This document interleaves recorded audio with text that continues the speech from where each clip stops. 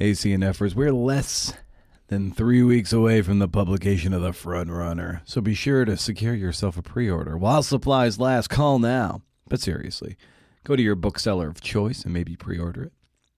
Order from the independents, not the big A, if you can help it. And I will be at Run Hub Eugene / Coldfire Brewing on Wednesday, May 21st at 6 p.m. for a pub day 5K. 3 to 5 mile run. Then we head over to nearby Coldfire Brewing for a book talk, signing, reading. I hope it's not a reading. So that's happening. Thursday, May 29th, 7 p.m. Powell's Books at Cedar Hills Crossing in Beaverton, Oregon, near the Nike campus, I believe. In conversation with Ruby McConnell. Shout out. May 28th to June 1st, the Archer City Writing Workshops at the Larry McMurtry Center, Literary Center, are having a workshop called Feature Writing, the Reconstructed Narrative, led by Kim H. Cross, Hampton Sides, and Glenn Stout. Visit lmcmurtrylitcenter.org/events to learn more. You're going to enter this retreat one writer and leave a new one, a better one. Check it out, man. You know, the reader never misses the quote that doesn't make it in.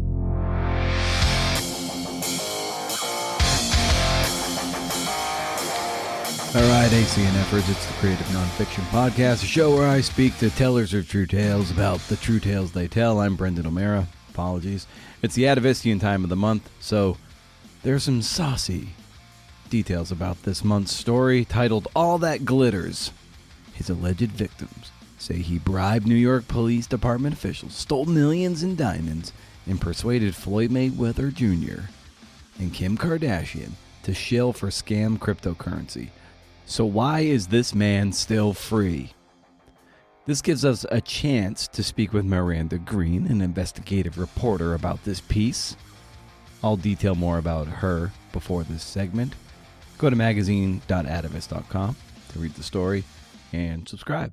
No, I don't get kickbacks. Show notes to this episode and more are at brendano'mara.com. Hey, there you can sign up for the monthly Rage Against the Algorithm newsletter or my episodic pod stack. And while we're hawking product, don't forget to window shop at patreon.com/cnfpod if you want to support the show financially.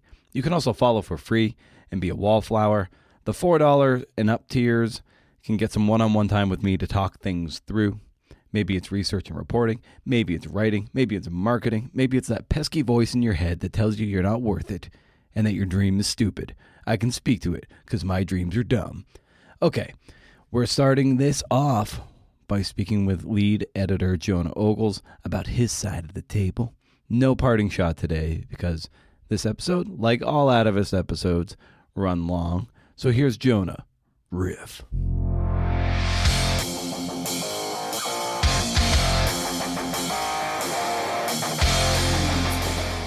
Very nice rejections. They were like, oh, this is cool. I don't want it. You know, Be honest here, none of us got into journalism to make money. So I don't even know how to write anymore. This is going to have to interest somebody somewhere other than me.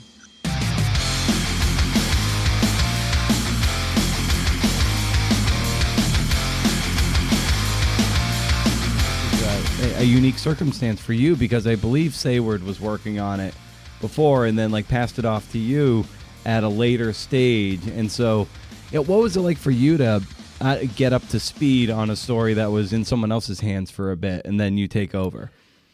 It is different. The expectations I have for myself are a little bit higher because, somebody that I really trust and admire as an editor had been working on it. And so there's this feeling of oh, she knows what it could be, mm-hmm. and I better deliver. But on the other hand, it's a story still. You get a draft and you just sort of work with the material that you have. So I think Sayward had done a lot of the heavy lifting on the structure. I know those two had talked about sort of how to make this whole thing, make the story unfurl in a way that was compelling and would make sense. And so that was all in place, that I really didn't have to do too much on that front. We expanded the New York crimes that this guy's pled guilty to. So we did we sort of like changed the ratios a little bit, but more or less we were able to just use the structure that they had worked on together. And then it became a matter of, you're working on like two different fronts in big investigative stories like this. The first is obviously just like telling a good story and making it flow from beginning to end. But there's also the investigative nature of it. And, we're reporting from a lot of public records, and we're basically like building out, okay, this is the case that has been made in court and in public institutions for what this guy is allegedly up to. That's a really different part of the brain to use, to really like build what we hope is a very solid case or a solid representation of what's been alleged that this guy has done. Yeah, and working with somebody like Miranda, who's an investigative reporter, she told me that her instincts as that reporter is to just kind of, you get all this information, you want to throw it all in there. And, for an Atavist story, it takes a lot more shaping and narrative structure. So what becomes the challenge for you on your side of the table to withhold some information for the benefit of the story itself? Yeah, right. I mean, there were different avenues that were kind of related to this guy's alleged activities that we didn't really go down, because it just took too many words away from the main narrative. And I worried readers would get lost as they sort of followed this other storyline, and we'd move too far away. And I think that's especially tough in stories like this, where you're doing a lot of, quote, according to court records, or quote, according to a lawsuit. And so, you already have like a certain amount of, they're not wasted words, but they're non-narrative words, I guess. You're devoting a fair amount of space to just like making sure you're being clear about where you're sourcing things from and how you've tried to verify or dispute them. So you really just stay as close, or not that this is the only way or maybe even the right way to do it, but I try to stay very close to the narrative, just as close as we can. And anything else, anything that feels like we're stepping, more than a foot away from it, you just drop it. Given the investigative nature of this story and all these lawsuits and stuff, how do you just handle it to protect, the Atavist name, to make sure you're not getting into any thorny legal trouble? Oh yeah. I mean, I was a fact checker once. I was a research editor for a while. I'd worked on really big stories at Outside and received threatening phone calls and emails from lawyers and sources. So I'm familiar with the nightmares that come with reporting and working on a story like this. I sort of do like two different reads of it. Like I get the story in place, and then especially once the story's in fact check, you just push hard on everything. I mean, God bless Allison and Miranda, because I'm sure I asked the same questions multiple times over the course of a month. Just remind me where we got this from. You find yourself like digging into the files yourself and reading lawsuits and restraining order requests and all of that, to just kind of make sure that, every line that's risky is really backed up, so that you're lowering the risk. And in anything that feels too risky, you don't include it in the story. You whittle it down to your strongest material and you run with that.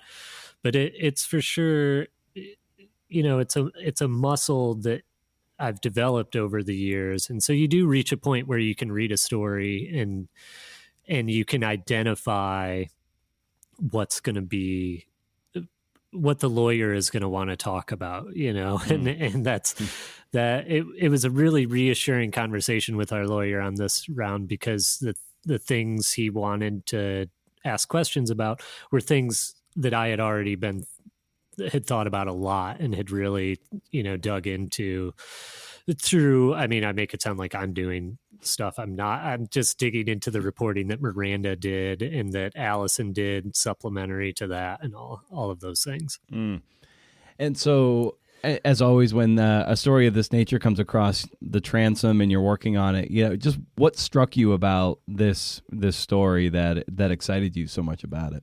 Yeah, well, I mean, anytime you have a really deep investigation like this, I think, like, almost no matter the subject, when it's clear in the pitch that you've put in this much work, we're going to read it closely, because there's usually a reason that a writer has spent so much time looking into it.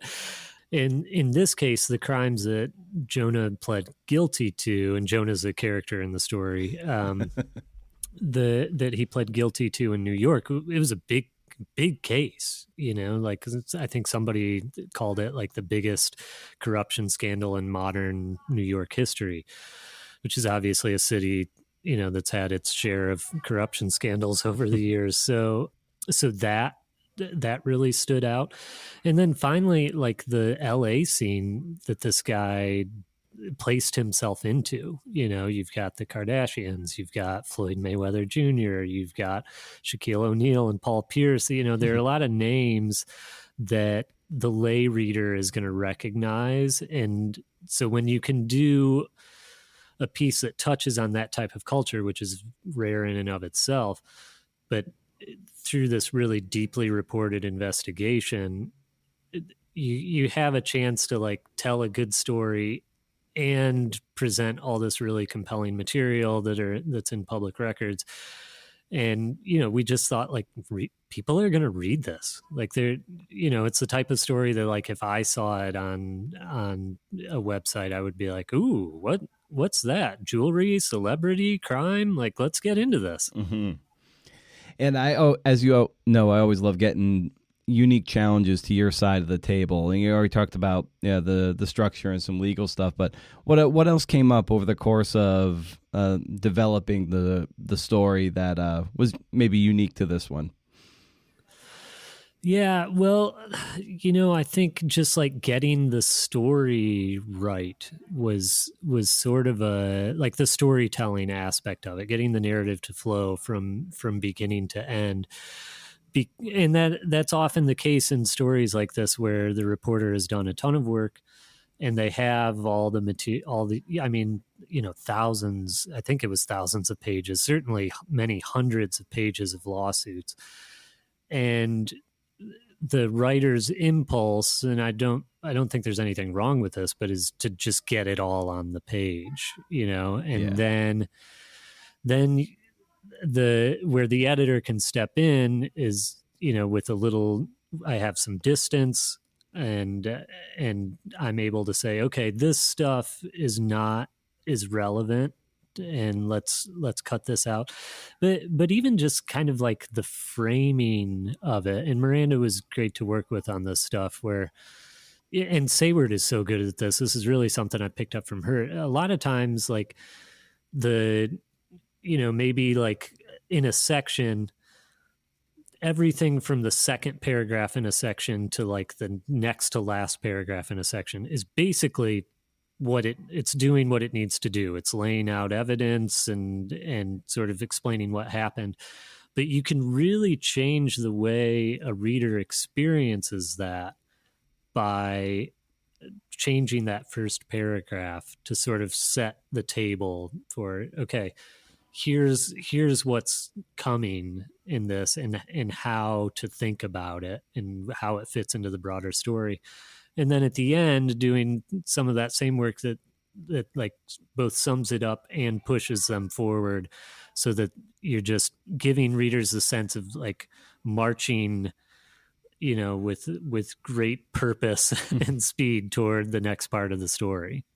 I ask a version of this probably every time we talk, but what people really like about our conversations in these Atavist podcasts is sort of starting to learn some of the vocabulary and the language of what editors see and how to think more like an editor. And what are some questions or ways to look at a chunk of reporting or a potential story can make people a bit more successful when they're developing, a cohesive pitch for you, but could be for anyone?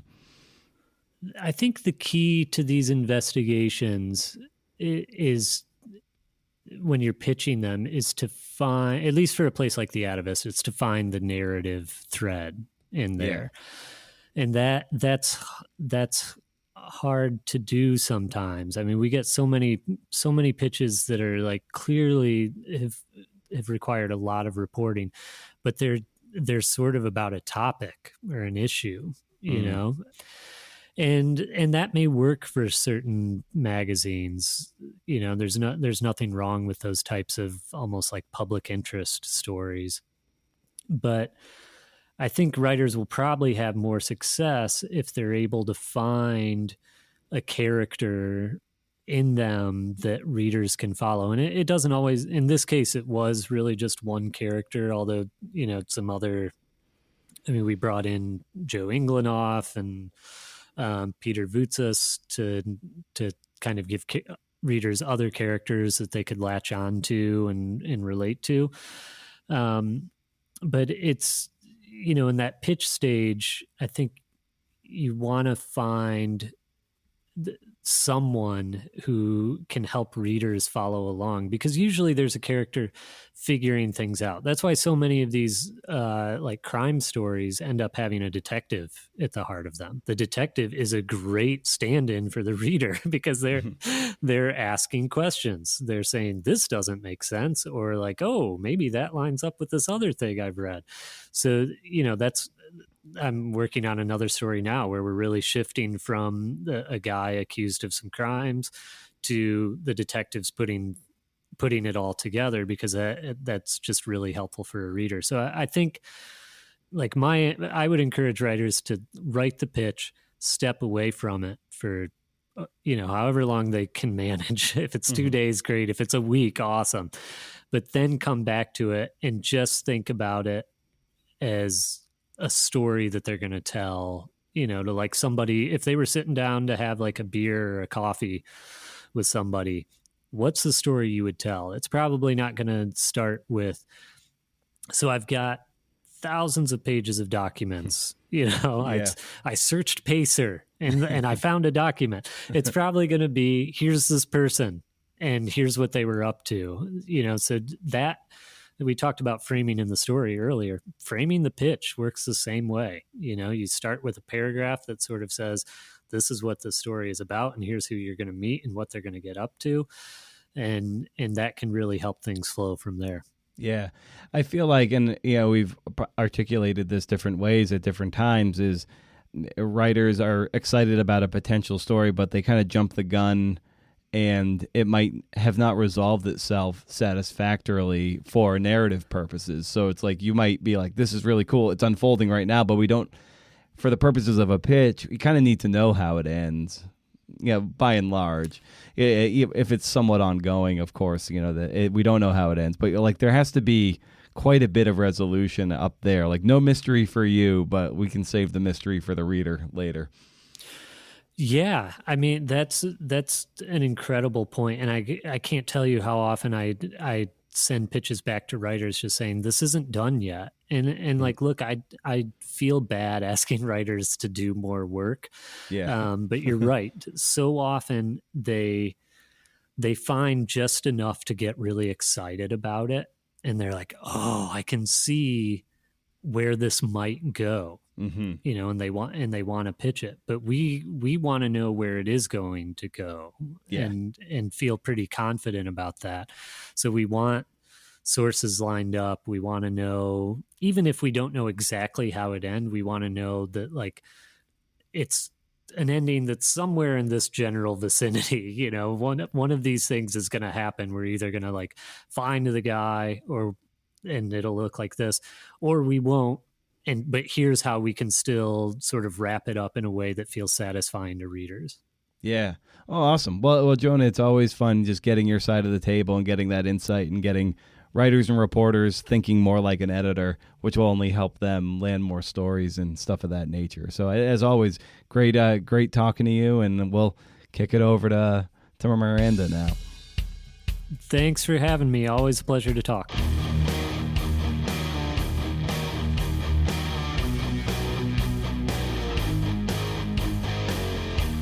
Nice. All right, we got Miranda Green here, an investigative journalist based in LA who focuses on politics and climate change. She previously worked at HuffPost and Floodlight News. Her interests focus on the intersection of dark money, the fossil fuel industrial complex, and the manipulation of news to spread misinformation. Her work has appeared in the Washington Post, the New York Times, the Atlantic, the Wall Street Journal, just to name a few. With this Atavist piece, we talk about how she earns trust, how she navigates background, deep background, on the record, off the record, all that shit. The structure of the piece, the finding and the finding of the harm in an investigative story. You can learn more about Miranda at mirandacgreen.com. So let's just get after it. Here is Miranda. Huh.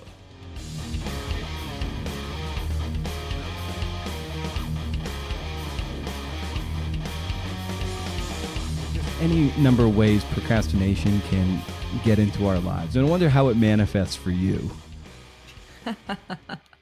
That's such a great question. I honestly think that sometimes procrastination for me, especially on stories like this, is that I just go down the most ridiculous rabbit holes instead of staying on top of the next thing that needs to be addressed, or, paying attention to the timeline or my calendar or deadlines.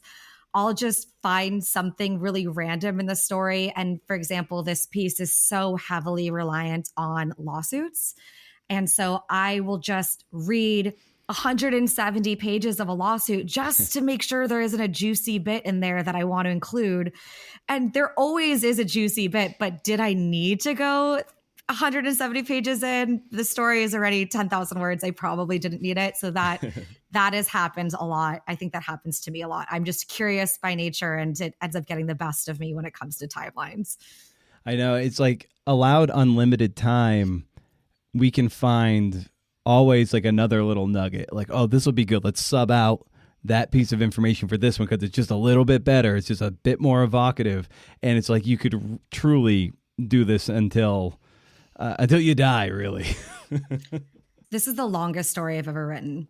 And so it's really been a lesson in being really thoughtful with the details you need to include, because you have to remind yourself that what you think is interesting might not be as interesting to the reader because you are very close to the material. I've been working on this story for over a year now. And so I want to include everything because I've spent so much time on it. But at the end of the day, it's about making sure the information and you've uncovered is presented in the best way to captivate readers. And I had an editor once tell me in college, a professor of mine actually, who said to me, the reader never misses the quote that doesn't make it in. You're the only one who's like dying to keep that quote in because you love it so much. But it's really rare that the reader ever knows that there is a quote there that they're not reading. And so that is something I've had to remind myself over and over again when I've, allowed Jonah to kill some of my darlings here, because it's really about the ultimate story. Yeah. Well, sometimes you end up, well, you said a moment ago, you would read 170 pages of lawsuits, or in the case of, say, book research, you might read an entire 300-page book to get like this one little nugget that you want that labor to mean something. And when you go through all that legwork to make that happen, and then you end up having to cut something, it feels like wasted work, and it's hard to let those go. Yeah, it definitely is. But again, it's, especially for a story, an Atavist piece where it's, supposed to be cinematic. It's supposed to be read like it's, almost a fiction, not a nonfiction. That's when you have to remind yourself you did the hard work, you got all the data to feel comfortable and confident to write the story in this way. It doesn't need to all be included, or at least that's what I kept telling myself.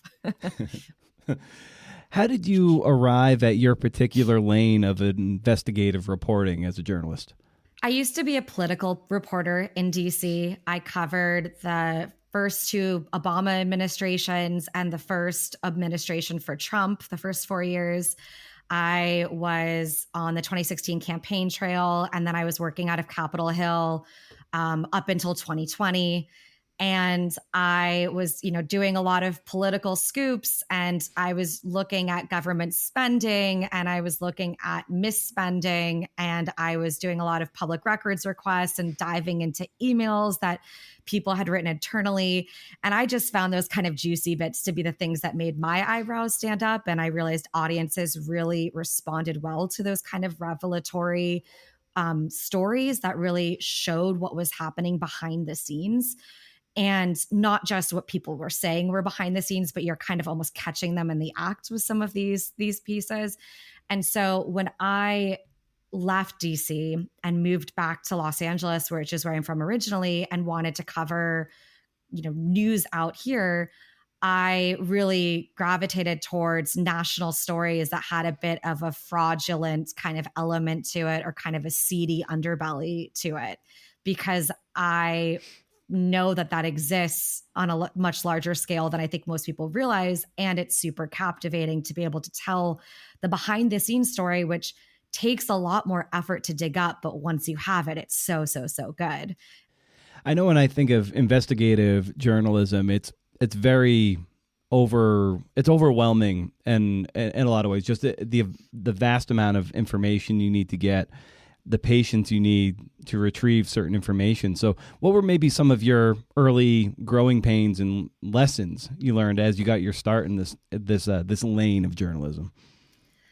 I think with investigative reporting, it really just comes down to you have to be super curious, and you have to just keep on tugging on all the threads. And that is, you have to be aware of the fact you're going down rabbit holes, and you have to be able to pull yourself out, but you have to keep moving on to the next one. Because with investigative reporting, the best stories are obviously bulletproof. You want to really be able to prove the rumor you heard or the document that you got handed. You want to know that it's real. You want to be able to prove it's legit. You want to be able to nab the details, but then you also want to be able to tell the story of why this matters and who's harmed by this. And finding the harm is oftentimes the hardest part of investigative reporting, because sometimes things happen and they're nefarious and no one's written about it and it's a scoop, and it definitely is deserving of being told, but it's not as impactful if nothing really happened because of it. It's a good story, but it's not, oh my God, I can't believe this happened. Tons of people are injured, or that, they were hiding, health records or something like that.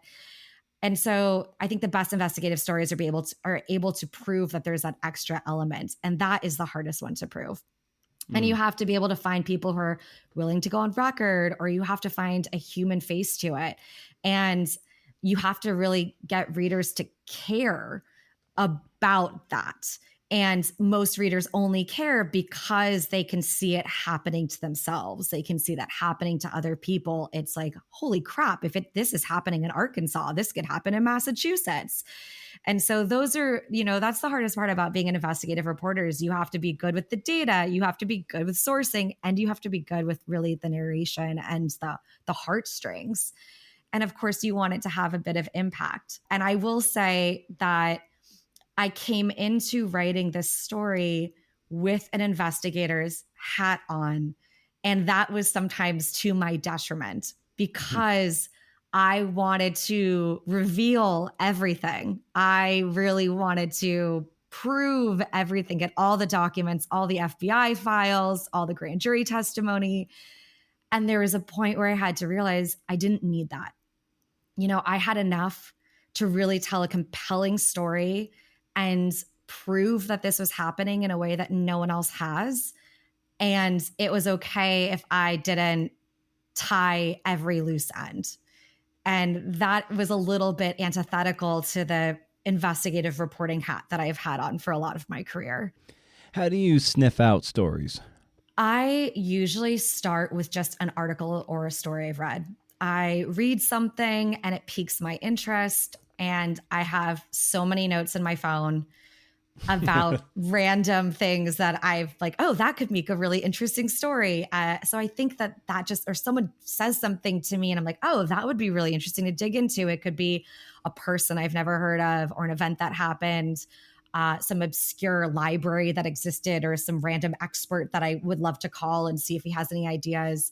And then I kind of collect a lot of this information. And when I'm looking for a new story, I kind of go back to them and I start Googling them and looking for more. I've also found that oftentimes when I find one story, people who I interview for those stories have good ideas for other areas to dive into. So I frequently will finish up a story and say, do you know if there's any other elements here that I should be looking into? Does this make you think of other stories that would be interesting? And I frequently have a lot of people kind of tip me off to other areas to dig into, which has been really helpful. As you mentioned, this Atavist story and other investigations, I imagine, they take a long time, and this one took a year. How do you balance the economics of being a journalist when you are investing that much time and resources in one story with other things that maybe help pay the bills, or just what does that look like for you, I should say? Yeah, I think that's a really real question. And I don't really have a great answer to that. I was lucky enough that when I started this freelance story, I actually was working full time as a reporter elsewhere. And they had a policy that you're allowed to freelance if it was on a topic that didn't have to do with what you were covering. Yeah. And I am finishing this story now as a freelancer. And, the more and more hours I spend fact checking and going through legal, I'm not getting paid extra for that, And so, this is the conundrum that I think most freelancers do face, which is, the Atavist is paying me decently for this story. And I'm very excited about the rights I was able to negotiate for it, which I think is kind of a big part of this for journalists and something more of them should be thinking about when they do write these big cinematic pieces. If I really broke this down per hour wage, I think I'd cry. So yeah. I try not to think about that in the grand scheme of things because I'm very excited. But if this was something I was trying to do as a full-time reporter and I only wanted to do long-form stories, I don't really know if it would be a feasible thing that I could do to sustain myself. And I do think that's a reality that a lot of reporters who try to do this kind of reporting face, that not a lot of people talk about, that it really isn't sustainable. A lot of freelancers have to take on content work on the side to make freelance journalism sustainable, because journalism itself just, we're not getting the Vanity Fair 10,000 or, I don't even know. I think they were getting there's a couple articles that have come out recently that a lot of people have talked about where they were sending them all over the globe and they were getting all the IP rights and they were living these, incredible lives. That is not the reality today. As much as I wish it were. I actually started my first job ever in journalism was at Newsweek. And so I got a glimmer of what that heyday looked like. They used to have barbecues overlooking the White House with fireworks, all expense paid. They were flown. Newsweek flew out families on helicopter to Governor's Island for annual retreats. And all of these reporters got to, report from Paris and Greece and, doing these crazy stories. And I really wish that it was still like that. I would love to tell those stories. But, I still think that there's a lot of great stories to be told with the budgets that we have. They're just not quite as glamorous as they used to be. Yeah, I like hearing you talk about this idea of there might be a wing of a freelancer's business that is content work, and it's, as Louisa Thomas told me years ago when she was on, there's the writing you don't tweet about. It's the stuff that kind of keeps the lights on, so you can subsidize pieces that are a bit more ambitious and cinematic. Like, it's still work that takes an incredible amount of time and resources and bandwidth that you can't sustain writing one or two of these a year. Like, you need something steady to help bolster this kind of journalism. Yeah, I think a lot of reporters talk about it as it's a bit of a trade-off. It's the same thing. I've heard this. No, I have not written a book myself, but I've heard it's very similar to book writing. There are some lucrative books, but they're getting those kind of deals have become fewer and far between. But there's still benefit to writing a book. You get, your name on a book. You can get part of a speaking series. You now have credibility when you're pitching other stories.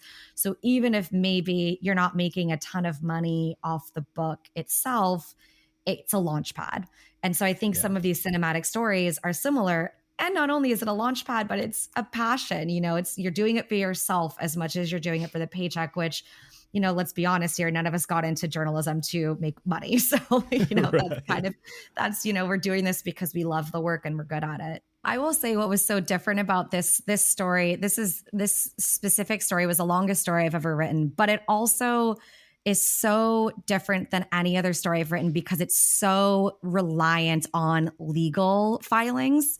And so I kind of felt like not only was I taking my spare time to write and research this story, but I was also almost becoming like a mini lawyer. I feel like I almost went back to law school because I was spending so many hours reading dockets, looking at PACER, learning how the judicial system works, both on a federal and a state level, understanding how FBI investigations work, understanding what it means when, things have been filed under seal and what, something that's been dismissed with or without prejudice means. And I actually did try to save money because PACER is very expensive. So if anyone has ever tried to write a story based off of documents, the Atavist is re-expensing, but I obviously didn't want to have $12,000 in expenses for them based off of PACER alone. So I actually would go down to the courthouse and sit at the terminals and spend hours just typing up notes from the dockets and paying them to kind of print off key things to save money. And I was down there one day at the Santa Monica courthouse, and I was there for like my third day in a row, just sitting at this sad little desk in a hallway. And this man came up to me and he's like, "Hey, I've seen you here before. And I just wanted to ask, are you a law student?" And I was like, "No, I feel like I probably should be though, but I'm a reporter. Like, I'm doing this for a story." And he kind of gave him a chuckle and he walked away. But, I felt like I was working on my paralegal degree or something like that in the story. God. And so that helped keep me going because sometimes when you go from writing full time and then writing in your spare time, you're just like, it's so many words on a paper. I don't know how you shift your mindset. I don't know how people who write books do that from writing all day to writing again. So at least this flexed my brain a little bit differently. How did you get your head around the language of all those documents? And they're so dense and in a language that is not to our ear. You've got to do a lot of translating in that regard. So how did you learn that? I think it was just trial and error. I just rolled my eyes so hard when I was about to give you that response. A lot of it was trial and error. I've read legal documents before. When I was a political reporter, I used to have to, I also had to cover Congress, and they write in a very legalese way when they're, putting out any sort of hearing testimony too. So it's not that I'm this going through dry language is not something that's impossible to do, but it's finding the quotables in that legalese, which is the hardest part as a reporter. But I think I got really lucky with this story, and this is why I was interested in this story, is because there are just so many juicy bits. And I think a lot of these lawyers did, to their credit, go out of the way to make it kind of scandalous and salacious. They included text messages that I could then create dialogue out of. They included screenshots from Instagram accounts. They even direct quoted scandalous parts from other lawsuits that had happened. So they really helped me kind of connect the dots over the timeline, and having it from a lawyer's perspective on what they think proves their case also helped me understand kind of the legality of this too, and what is kind of what they were using to try to prove their points, as I was trying to say, who's saying what. And so it was super time consuming, but there were a lot of needles in the haystack by doing this. And, now I know on any other story I move forward, in my investigative reporting, I've so often relied on looking at public records or even looking at tax documents, but I very rarely look up to see if any of these parties have been involved in lawsuits. And there's some great stuff in some of these civil lawsuits. And so if you have some extra money, Pacer, I think, gives you, some without paying you right up front, but it's definitely worth the dig if you want to go that extra mile. All right. So how did you arrive at this story? I had written a story in 2021 about one of the largest jewelry heists that had happened in the history of the country, in modern history, that actually took place in California. I wrote it for New York Magazine, and it was about a jewelry heist that had happened in Northern California with Brinks, and Brinks' truck was robbed in the dead of night. And it was a bit of a whodunit, kind of wrote it like an Agatha Christie style novel where you have all the players. And because we don't know who did it, it kind of left the readers to determine who they thought was the most likely culprit. And they still have not announced any leads on that. I interviewed a lawyer for the story who represented the jewelers who were robbed, who lost their jewelry. And he's an insurance lawyer. So he oftentimes represents them when they can't, they've been robbed and they're trying to get their insurance to pay up.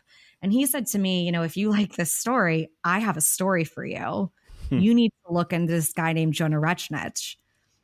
And so, of course, my ears perked up and I said, all right, I don't know anything about this guy, but, tell me what you know. I did a cursory Google search of him and he's all over the internet.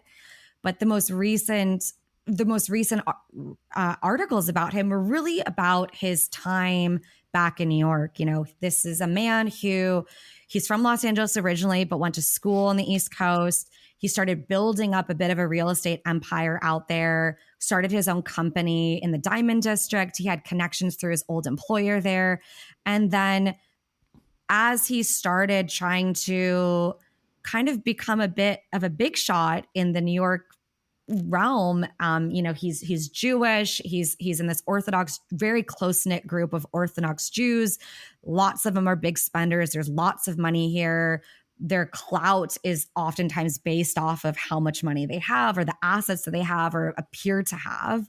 And he was really making a push for this. And in doing so, he got connected to a couple other men who were bribing officials within the NYPD for special treatment. And he ended up getting caught. He was turned into a secret government cooperating witness. And he flipped on the two men that he had been running this kind of scheme with. And he was, he admitted that he was guilty of, I think it was wire fraud. And his, the two guys that he worked with ultimately were sentenced to time spent in jail. But Jonah did get a sentence, and he's still, this was back in 2016, 2017, has still not spent a day in prison. And despite the fact that he pled guilty, despite the fact that there's no question about whether he has, did anything wrong, he ended up parlaying that into kind of a second chance at life in Los Angeles. He moved back to his hometown in Los Angeles, and he started a kind of rebirth as a jeweler to the stars. And that's kind of where my story starts. Yeah, I love how in a moment in the story, kind of after all those proceedings fell out in New York, how he basically abdicates for the West Coast, and it's like what do a lot of American reinvention stories start? Like they turn west to remake themselves, and that's where the story really gains a different level of altitude. Yeah, and I think when I first wanted to tell that story, that was kind of the turning point to me. I felt like this was not the last we had heard of Jonah Rechnich, though that is what I think most people thought. You know, the time that he had spent in New York was written about by the New York Times and the New York Post, and it was salacious and it was crazy, and it was the biggest scandal in NYPD history at the time. Funny that things have come back to full circle here, because now we're dealing with Eric Adams with the second largest, scandal in New York, but this was supposedly the first largest one. But then he kind of fell off the radar. Looking at Google, you would think that, maybe that was that. But the second I started looking at him online and seeing, I realized, oh, this guy has been busy. He hasn't been quiet. There are lawsuits after lawsuit after lawsuit filed against him and this new company. And for a man who quite literally told the judge that I'm going to be a better man, I am going to be above board, I'm going to be a religious man, I am, I was disgraced, I was a social climber, I'm not going to do that anymore. Everything that these lawsuits were alleging were saying the polar opposite, that there was no new leaf turned over, that he was just using the same playbook, but this time in Los Angeles and this time with jewelry instead of real estate. And that's, kind of this idea of fraud can take many shapes.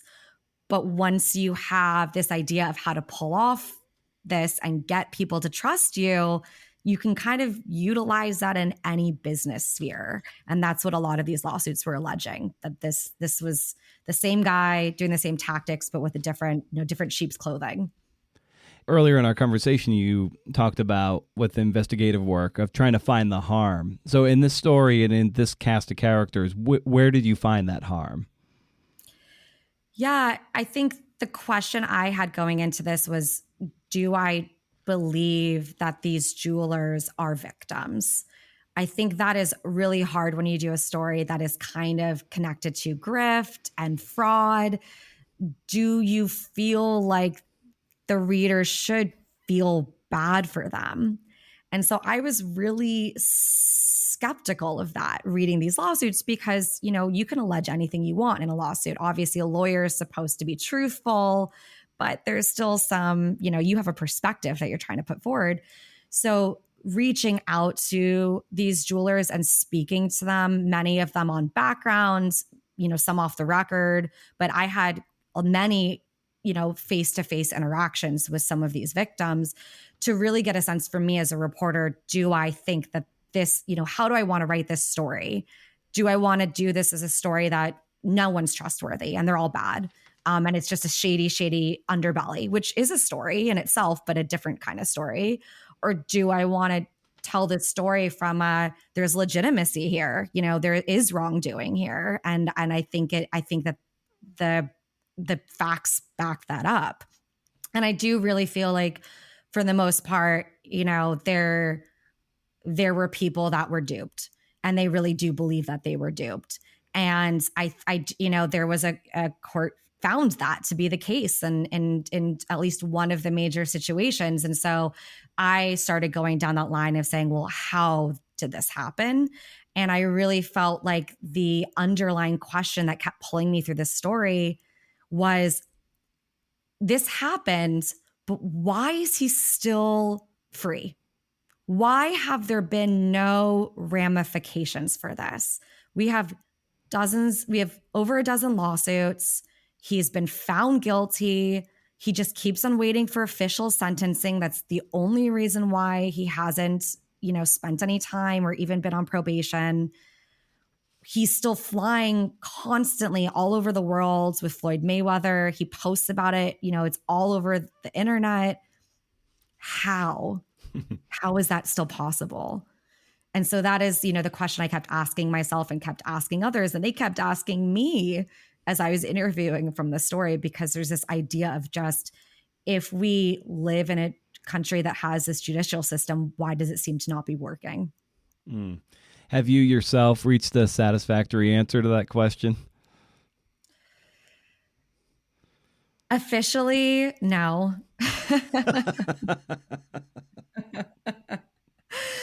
I mean, I didn't go into this thinking I was going to be able to crack the DOJ or the FBI. So I think I knew that it would be really hard for me to be able to prove or get them to talk to me on the record beyond what they've already made public about what's going on here. And I've spoken to a lot of people.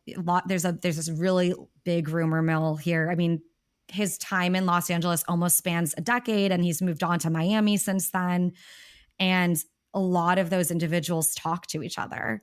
And when a new lawsuit is filed, they reach out to that person and they have meetings with that person. So there's a bit of a brotherhood that has essentially been started by these alleged victims. And they all have ideas of what's going on. But, you know, what I was able to prove, what is definitive, what is in the lawsuits is what's in this story. And I do think there's legitimacy to why they're questionable. I do think that they have a reason to be confused. But you know, the Justice Department, it operates in secrecy for a reason. Grand juries are secret for a reason. They want ironclad cases. So when they do make them public, they want it to be a pretty tight ship. And so I think I understand that. I understand why they're not talking to me as much as I'd love them to talk to me. A moment in the story, you quote Jerry Kroll, who is an insurance lawyer, and he said, "This is one of the few businesses, kind of the diamond jewelry business, left on earth that's done on handshake, where it's based on trust." So, like, just take us to this business and the world building therein, and this is kind of this is the framework under which the story gets murky and allows all this to take place. Yeah. And I think that is something I really tried to understand early on in this story too. It's this idea, trust reigns so supreme in this industry. It's almost like, unless you know someone, you are not even going to get in. The diamond industry in New York and in LA is, you know, it's not all, but a large portion of it are Jewish individuals.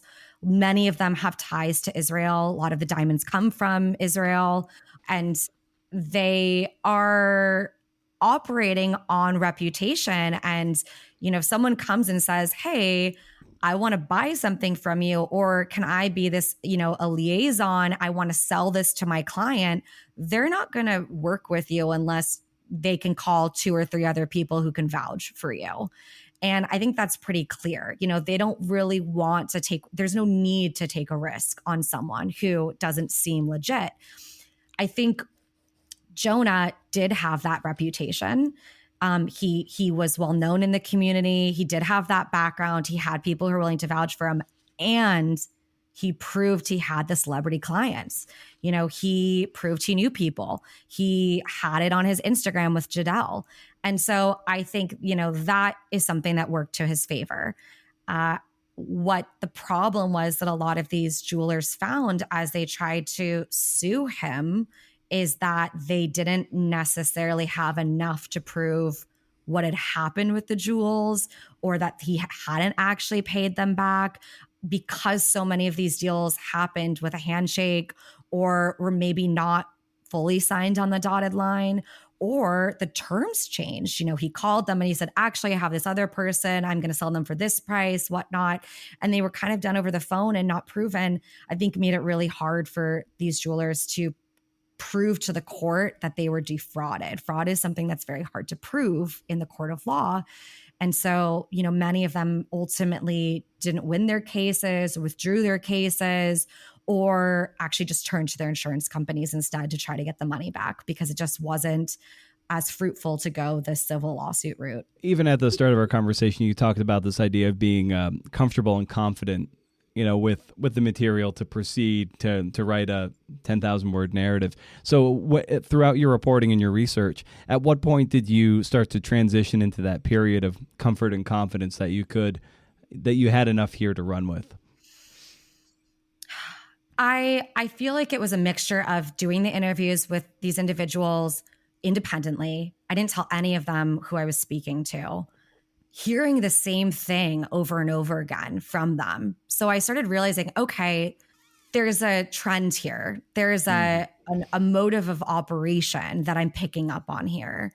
And then reading the lawsuits and seeing that backed by, you know, legal backing made me feel really confident. Like, okay, I'm not just relying on my gut here. I'm not just relying on face-to-face interaction and my reporter's instinct, but I'm actually, feeling confident now because I'm seeing some proof in the pudding. I've spent a year on this following, rabbit holes, trying to confirm with documentation, with emails, with communications with federal agents, and I think one of the biggest, there were two main instances in this story that I think made me feel, okay, I'm really onto something here. And they both were with lawsuits that a jeweler and a guy who gave a personal loan to Jonah put out. One of them was a lawsuit. It was a joint lawsuit that Peter Vutsas is his name, and David Ravinsky and Victor Franco Naval, they did a joint essentially attempt to force bankruptcy on Jonah's company, Jadel, to get their money. And in that bankruptcy attempt, the federal government stepped in and issued a request for a temporary, or I think it was a temporary or a partial stay. And that to me was kind of like, okay, there's something here. And I'm not crazy in thinking like, why is this still going on? They clearly are paying attention. Like they are paying attention in some regard. I don't know how far this goes or how deep this goes, but this is the first indicator that, okay, someone else is looking into this. There is something weird going on here. That was kind of what drew me into this story. And I read the request for this day. And in order to submit that request, they had to divulge a lot of details, including the fact that they had actually recovered some of the jewelry. And they recovered some of the jewelry because the Fish and Wildlife Service and the FBI had done this check at this guy's home looking for ring-tailed lemurs, which is like, what? And then instead they found jewelry, which is like, what? And to me, I was like, this is a movie, like I feel like I could see this scene where they get the lemurs and then they get this diamond necklace at the same time. That to me was kind of like, okay, keep going. There's something here. Keep digging. And then I looked at the lawsuit that Naval had filed against Jonah about not getting money back on a personal loan that he had lent Jadel. And the judge ruled in his favor. And he specifically said, this is clear fraud. And so that again made me feel like, okay, there's smoke and fire here. We're seeing a lot of the same patterns emerging that he was accused of in New York. Keep going, keep digging. You spoke a moment ago about the trust that's involved in the diamond and the jewelry industry, and there's also quite a bit of trust involved in journalism and getting sources comfortable talking to you. So how did you cultivate the trust you needed to get the information you needed for the story? I was really persistent and I was really consistent. And I think that's probably the number one thing. And I maybe would have to ask the people I talk to because I don't want to put words in their mouth. But I think I made it really clear that I wasn't just a kind of splash in the pan here or flash in the pan here. Mm-hmm. I was digging into this and I was staying on this story. When I talked to a couple of the people that I spoke to for this story, they kind of split into two camps. There were individuals who, well, maybe three. There were individuals who wanted nothing to do with this and never wanted to think about it again and didn't want to touch Jonah and were just like, frankly, seemed really afraid of him and wanted to be done with the whole thing. They had moved on. There were individuals who were disgusted by what happened, but were unwilling and probably afraid of putting their name on it and didn't want to be connected to it in, direct ways. And then there were individuals who were the opposite and who were like, this guy's been doing this for too long and this is not right. And some of them had been hoping that, this had gotten attention. They'd been waiting for years for this to get attention. They filed lawsuits specifically to get attention. Their lawyers put all these details into their filings so that there would be a legal record showing this had happened. And no one had really dug into it and looked. And so they were super eager that I was finally, doing the due diligence to do this. I will say, I don't think a single one of them is happy that I've taken a year to write this story. I think they all would have loved this to have come out 9 months ago. I still get, what's your ETA texts from some of them almost weekly. But I do hope that they're ultimately happy with the end product, because, I really went to, extremes. I've met with a lot of them in person. I've had multiple phone calls with them. I've a lot of them, even when I was doing fact check for the story, walked them through the exact things that they were being quoted for to make sure that it was accurate, so that they were aware of the allegations, including some things that might not have made them look super good, because, again, the allegations go both ways. I want to quote Jonah at his word as much as I possible in these stories. And so I think that, my ultimate goal here was to feel like I was trustworthy. I was super transparent about the goal of this story, which was to tell the truth. I'm not advocating for them, but I'm telling, a story of what actually happened. And I think that, hopefully they felt like, they could trust me, and they knew that I was going to do that. Yeah, and there's navigating attribution and source. So on the record, that's self-explanatory, but it can get a little murky with like background and off the record. And how do you define both and approach both with a particular person? I honestly I found out that I try not to use the words at all. I find out that most normal people don't really know the difference. They don't know what it means. And so what I will usually do is I will just say, hey, can I quote you?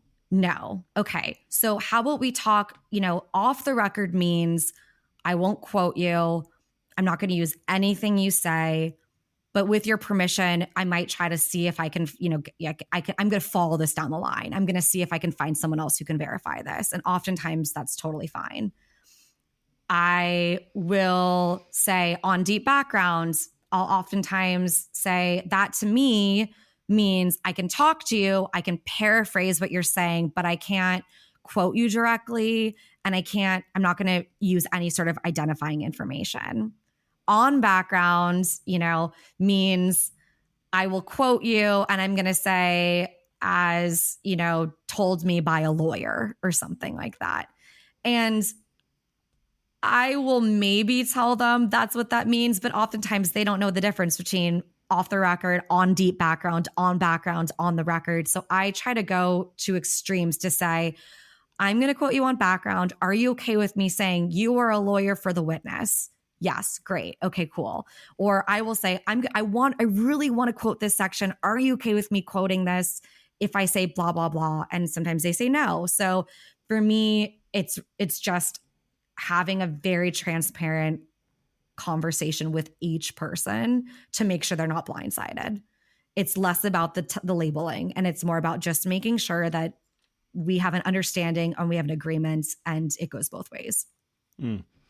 And the entry point for this story is kind of this thing that involves the Kardashians and everything. And so when you're thinking about the writing and setting down the structure of the piece, how are you thinking about your way into it? I'm usually starting the story with the most grabby piece that grabbed me, that made me want to dig into it. I usually feel like when you go with your gut that way, it really helps you in the long haul. And with this story, I actually tried to start it a different way with the lemurs, because to me, that was the thing that pulled me in. But it was just too confusing. People were introduced to lemurs that maybe thought this was a story about exotic animal trade, and then you never hear about them again. And it just didn't work as much as I loved that. And so I went to the next one. And to me, it was this turning point in this story was his holiday jewelry showcase, because he had been in New York, he moved to LA, everything seemed to be going swimmingly for all parties involved, according to the lawsuits. There was legit business transactions happening. Jadel, his company, was growing. Everyone was happy. They were getting their money back. They were getting paid. This diamond jewelry showcase is supposed to be his kind of like big, I've made it. party. He had people from New York that he had dealt with in prior years flying in to see how far he's come. All of the connections he'd made in Los Angeles. Kris Jenner is hosting this for him at one of LA's most premier hotels. And then a month later, all these lawsuits are filed saying, where is our money? It was really kind of the turning point in my mind where things went from good to bad, and where everyone really went from trusting him and being happy with their business dealings to saying, what is going on here? And so I felt that was a really good place to start, right at the beginning of the end, essentially. Yeah, so much of the story is about greed and fame, and that opening scene is just awash in greed and fame. Yeah, it had all the elements of what makes a story like this kind of compelling. It's, ostentatious wealth in its most obvious components. It's reality TV show characters. It's, my main character hosting and being kind of the, I guess he was the co-host to Kris Jenner, but, kind of, making this all happen.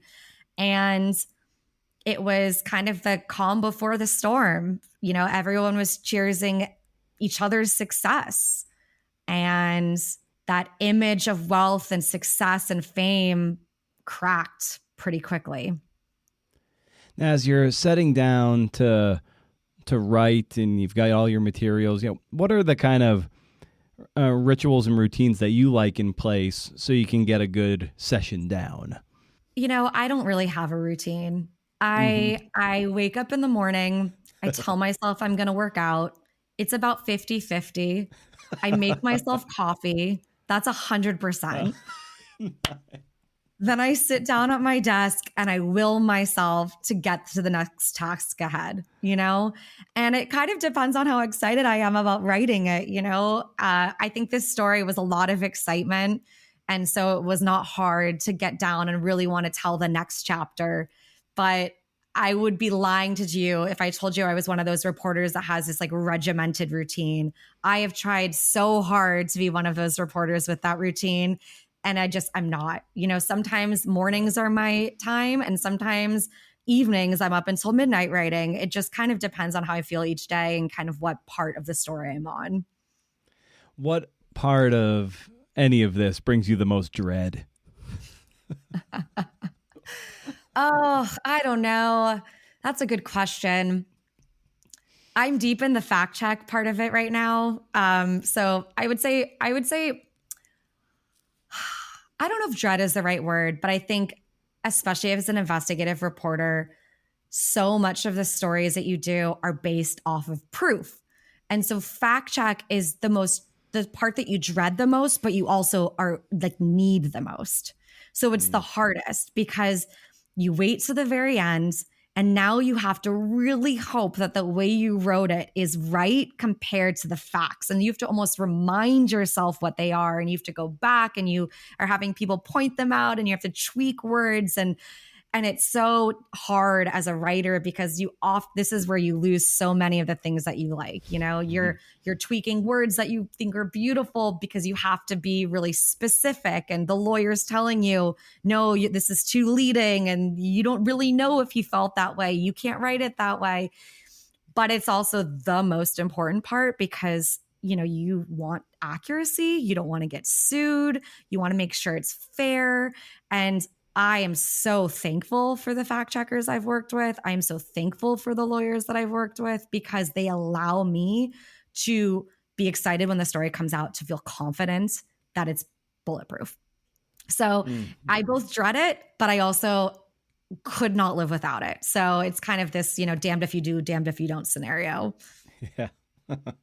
Yeah. What part of the process, be it the reporting or the writing or rewriting, energizes you the most? Like, where's the juice for you? I really love the digging. I really love documents. I really love finding data points. I really love uncovering stuff that no one's had the time to look for. I don't want to say took the chance to, because it is really a luxury of time. That's what these freelance stories are. That's what these long dive, stories are. You have the luxury to spend time on these stories and really look. And then I really love, talking to the people that I interview for the stories and getting to understand what makes them tick and how this happened and, the timeline. I think that I wouldn't be able to write the stories compellingly if I didn't have those human interactions. I could have written this story I could have written a version of this story. I'm going to qualify that with just legal documents. And it probably would have still been juicy, but I would have never been able to explain how this kept on happening, how these alleged victims kept getting taken advantage of, why no one spoke up, why they trusted him, why they kept letting this happen over and over again. And it wasn't until I spoke to some of them and really understood what their experience was personally that it made sense to me, and I could write it from a humanistic perspective. And I didn't just write them off as, people that were easily taken advantage of. This was complicated, as most things in life are.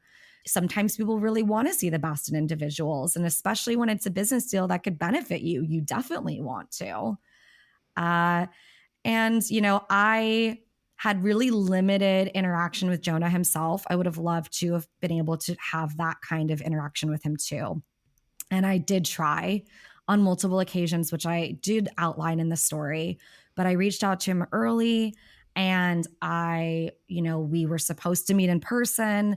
And, I constantly was straightforward with him about, what I was doing. And I would have loved to have been able to understand him more too, in that sense, in terms of what made him tick. But I was limited in that. And so I really tried to, again, as a reporter, give him the benefit of the doubt, use his words that he had put on record, accurately, and, try to understand him as best as I could from that. When you did run into him, just take us to that moment. This guy he's kind of a hulking figure, and I imagine he can be pretty threatening or intimidating, perhaps. And I suspect so. It feels that way to me, the way he composed and comported himself. So just take us to that moment when you finally do get him in person, kind of by happenstance. Yeah, I wasn't really sure what to expect because I had read so much about people's interactions with him, most of which were not good. And I knew that he reading text messages that had been included in these lawsuits. I knew that he was really good at deflecting. And I had already gotten a bit of that in my interactions with him when I was trying to meet him in person, and he kept changing the time and he kept changing the location. And kind of, there was always a holiday coming up or something. And so I, first of all, wasn't sure I was ever going to meet him. I went to the Santa Monica courthouse, I think 4 separate occasions, hoping to meet him. And every time it was a Zoom call, so I never got the chance. But on that last time I did. And he was actually very forthcoming. He remembered me. He was willing to talk to me. His lawyer had no idea who I was, didn't want him to talk to me. He waved him off. He was very much like, nice to meet you. I've got a story for you. We got to set up a time to chat. Everything that you've been getting told is wrong. Let me tell you the real story. And unfortunately, that never happened. I would have been very interested to hear what he had to say. But, it went from, we'll talk later, and then it just never happened. That never set up a time. And then when I called him at the very end to try to set this up, he never responded to my list of, I think it was more than 80 questions that I sent him, specific questions to respond to. So it's very interesting because I think as a reporter, you have, you want to approach everyone as having a story to tell. And I still am very interested in hearing his side of the story. I just didn't get that chance. Did you get a sense in your limited interaction with him of maybe why people could trust him? Yes. I mean, he's very charismatic. He is warm. I wrote this in the story, but he acted like we knew each other, like we were long lost friends or something. We'd been, talking for forever, when in reality, our communications had been mostly via text message and been very stilted, and mostly just been me asking dates. So I was kind of surprised by that, but it made sense based off of what people had told me about him, and it made sense, because how else could someone like this make friends with all of these individuals? And so many people knew him, and his network is vast across multiple states. And I don't think that most people would do that with individuals they don't like. So I knew he had to be likable in some regard. So that part made sense to me. From a writing perspective and an advice perspective, what is some advice, some of your favorite writing advice, be it something that you've received from a cherished mentor or just something hard won through all your experience that rings true for you? I feel like this is not a unique answer, but it definitely really helped me when putting this story together. There's kind of two pieces of advice that editors have given me that really help when you're getting started on taking a big bite out of something like this, which is, when in doubt, follow the timeline. Just go from beginning to end. Like, maybe you can switch it up at the beginning, which is what I did. I kind of went back in time a little bit, but just follow the timeline. It's the easiest thing, and everything else will fall in line. And write in scenes. And so before I wrote this story, I just took a piece of paper and I just wrote what were the 5 or 6 biggest scenes that I definitely wanted to blow out and put color to in this story. And the diamond showcase was one of them. Some of the men approaching Joan Anglinoff outside of his office was another one. The match, the Floyd Mayweather match with the Ethereum Max and the ticket sales, that was, a big instance that I definitely wanted to make sure I got in there. And so that kind of kept me going. So I knew, okay, I need some connective tissue to get here, but now I'm going to really blow those out, and I'm going to really, utilize the text messages and stuff like that. I only sent this story to 2 people to read before my editors to get some feedback. And I sent one to a good friend of mine, Byron Tao, who's a reporter in DC. And he said to me, well, the good thing about this story is this is probably the hardest story you're ever going to write in your life. So if you can get this done, you're good. Because it really is kind of over a decade. It's this guy's time. It's what's been happening to this main character over and over again. And it's not just as a jeweler or, as someone doing ticket sales or as someone with crypto. It's as he's reinvented himself essentially through all these different gigs. And so I tried to go into that thinking about that. Okay, if I can do this, I can do anything, right? So I'm going to try to do this as compellingly as possible. And I want, people to get to the end. Nice. And Miranda, the final question I always love asking people is to provide a recommendation of some kind for the listeners out there. And this could just be anything you're excited about. A lot of people recommend books, but I often try to steer them towards something that might not be bookish. It could be a brand of coffee, a pair of socks, fanny pack, whatever. So what would you recommend for the listeners? Okay, I am actually reading. I don't really cover tech that much, but I am very interested in what makes people tick and narratives and fraud. And I have a background in politics, and I have been really enjoying, I've been listening to it as an audiobook, but it is a book.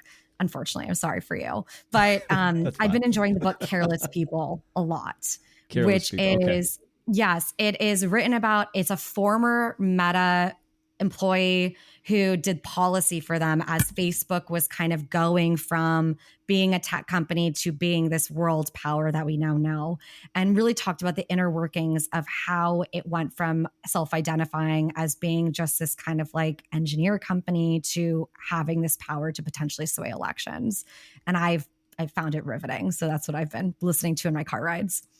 Oh, fantastic. Well, Miranda, that's wonderful. And this story is just bonkers. I just a moment ago when you brought up the crypto and the boxing and the ticket thing, I'm like, oh my God, this story went there too. This goes places, and it's amazing. And you keep it all together. it masterfully. So just an amazing story, and just thanks for carving out the time to talk some shop. This was awesome. Thanks for having me on. I really appreciate it. Yes. Sweet. Oh, man. Thanks to Jonah, the Atavist Magazine, magazine.atavist.com. And Miranda for taking the time. Yes, be sure to go to magazine.atavist.com to read the story and consider snagging one of those spots at the Archer City writing workshops. It is time for me to go. Man, like I said, no parting shot. Sorry for those who listened this far. Stay wild, CNFers. And if you can't do interviews, see ya.